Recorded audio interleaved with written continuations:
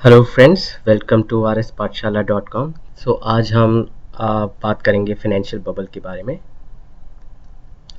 ये टॉपिक्स है जो हम आज डिस्कस करेंगे। एक बबल क्या होता है, फिर एक हिस्टोरिकल इवेंट हम स्टडी करेंगे कि ट्यूलिप फ्लावर बबल से एक इवेंट हुआ था 16th सेंचुरी में, वो हम देखेंगे। और फिर हम एक रीसेंट एग्जांपल्स देखेंगे कैसे बबल बनते हैं। स्टार्ट करते हैं।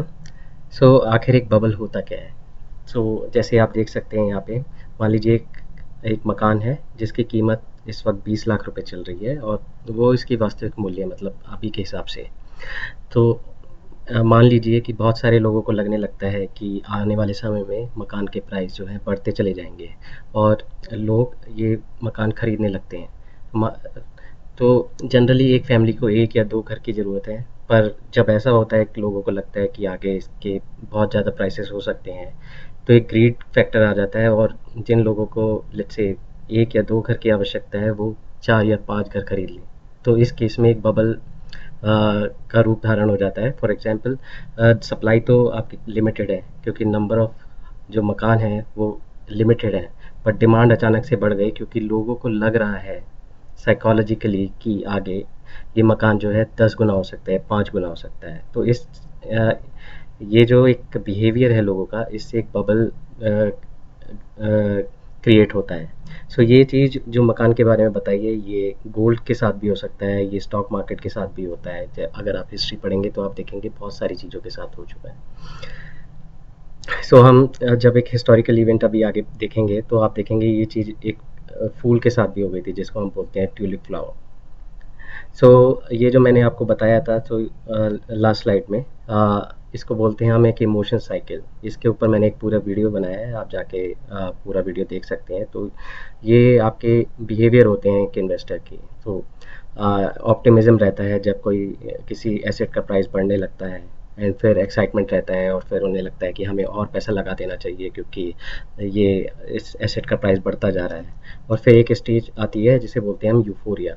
अब इस केस में क्या होता है, सब लोगों को पता लग जाता है कि भाई इसका प्राइस बढ़ रहा है, और सब लोग अपना पैसा लगा देते हैं। और उस केस में जो भी वो एसेट है, यानी कि मकान है या स्टॉक है, शेयर है, उनकी वैल्यू जो है उनकी वास्तविक मूल्य से काफ़ी ऊपर चली जाती है।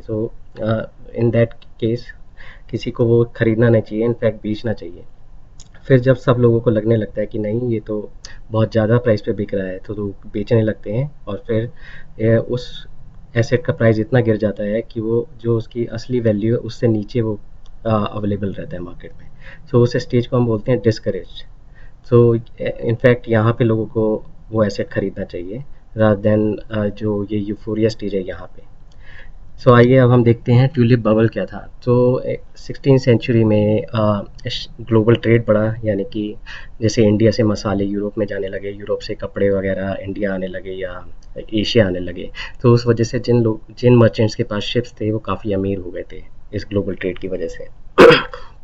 अब क्योंकि उनके पास काफ़ी पैसे आ गए थे, उन लोगों ने काफ़ी बड़े आपके मकान खरीदे जिनके बाहर गार्डन्स होते थे। एंड उसी टाइम एक ट्यूलिप बबल काफ़ी फेमस हुआ, जो कि ईस्ट यूरोप यानी हंगरी या ऑस्ट्रेलिया से यूरोप आया था। और वो यूरोप में नहीं मिलता था क्योंकि उसकी सप्लाई कम थी, वो काफ़ी फेमस हो गया था, और अमीर लोगों में वो ज़्यादा फेमस हो गया था। जो मर्चेंट्स थे वो अपनी वाइफ्स को गिफ्ट करते थे, या फिर जो रॉयल फैमिलीज थी उसमें वो गिफ्ट के एज ए गिफ्ट यूज़ होता था। ये था इंट्रोडक्शन ट्यूलिप बबल का यूरोप में। तो जैसे आप देख सकते हैं, लोगों के बड़े बड़े मेंशन होते थे मर्चेंट्स के, और उनके बाहर वो ट्यूलिप उनके बाहर ही गार्डन्स होते थे। एंड जैसे बताया, ट्यूलिप उस वक्त काफ़ी फेमस हो गया था यूरोप में। जब ट्यूलिप यूरोप में आया, तो क्योंकि एक एक्सपेंसिव फ्लावर माना जाता था, क्योंकि वो ईस्ट यूरोप से सेंट्रल यूरोप आता था, तो उस वक्त एक ट्यूलिप की वैल्यू थी 10 फ्लोरेंस, जो कि उस वक्त नीदरलैंड की करेंसी थी। अब क्या हुआ, एक किसी वायरस की वजह से ट्यूलिप का, जैसे मैंने अभी आपको फोटो दिखाया, वो ट्यूलिप ऐसा दिखने लगा उस वायरस की वजह से। तो जैसे कि कुछ फ्लेम्स होती है, जैसे आग जलती है। अब ये जो ट्यूलिप था, इसकी कीमत बहुत ज़्यादा बढ़ गई क्योंकि ये और ट्यूलिप से अलग था, और दूसरा ट्यूलिप को उगने में 7 साल लगते थे, तो आसानी से नहीं उगाया जा सकता। आज उगाया है तो 7 साल वेट करना पड़ेगा। और सेकंड थिंग, वायरस की वजह से इस टाइप के ट्यूलिप बहुत ही लिमिटेड थे। तो इन ट्यूलिप्स की वैल्यू बहुत ज़्यादा बढ़ गई और ये बहुत ज़्यादा डिमांड में आने लगे, बिकॉज़ ये जलती हुई फ्लेम की तरह दिखते थे।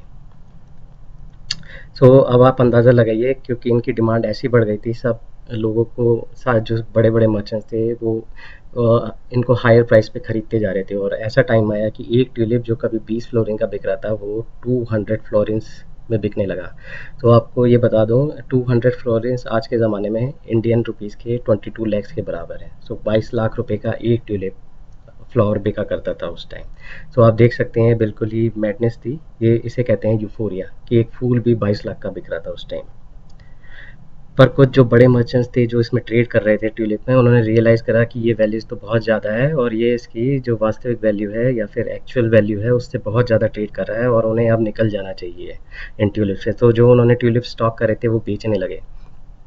अब जब वो बेचने लगे तो सब लोगों में कलेक्टिव रियलाइजेशन हुआ, सबको सबको लगा कि भाई ये प्राइस तो बढ़ ही नहीं रहा है, और इनफैक्ट कुछ लोग जो है ट्यूलिप बेच रहे हैं। इसकी वजह से सब लोग वो ट्यूलिप बेचने लगे और ट्यूलिप का प्राइस क्रैश कर गया। तो ये आप एक देख सकते हैं, जो ट्यूलिप कभी 15-20 फ्लोरेंस का था, वो थर्ड फेब को 200 फ्लोरिन तक का बिक रहा था।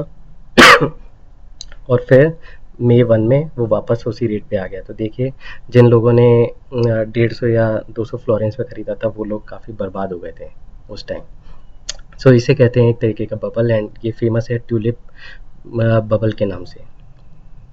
सो अभी हम रिसेंट एग्जांपल्स में क्या देख सकते हैं, अभी आपने रिसेंटली देखा होगा कि यूपी में नमक के ऊपर एक अफवाह उड़ गई थी कि नमक की कमी हो गई है, सप्लाई कम हो गई थी। तो जो लोग आधा किलो नमक खरीदते थे, वो 5-5 किलो नमक खरीदने लगे, और उसकी वजह से, क्योंकि सप्लाई लिमिटेड थी और डिमांड एकदम बढ़ गई, तो उसकी वजह से नमक के रेट एकदम बढ़ गए। तो इस तरीके से बबल जन्म लेते हैं। हालांकि ये बबल नहीं था, क्योंकि गवर्नमेंट ने इस पे कंट्रोल कर लिया। सो ऐसे जो है लोगों के बिहेवियर की वजह से जो है बबल्स का जन्म होता है, और बबल में लोग पैसा लगा के बर्बाद हो जाते हैं, जो भी एसेट्स होते हैं।